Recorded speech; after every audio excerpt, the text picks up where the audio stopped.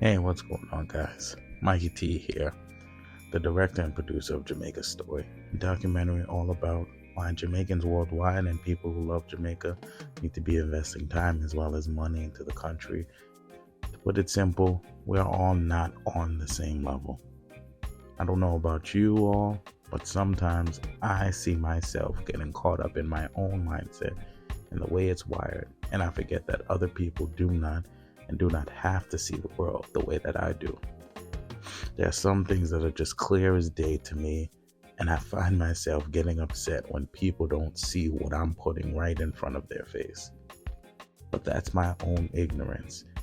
We are the sum total of the little moments that make up our lives, and that total is different for everyone. Have you ever heard of Maslow's hierarchy of needs? Well, here it is. It's a simple diagram that represents the things that we as humans seek out in our lives. And like any pyramid, without a strong base, the top could never be expected to be built, much less reached. And starting from the base, we have our physiological needs. These are things we need to survive, such as food, water, air, shelter, those things. Then you have safety and security needs, things like health, employment, property, family, and social ability. Next, you have love and belonging. Here, once again, you have your family, but you also have your friends, and you have intimacy and a sense of connection. Then, you have the self-esteem part.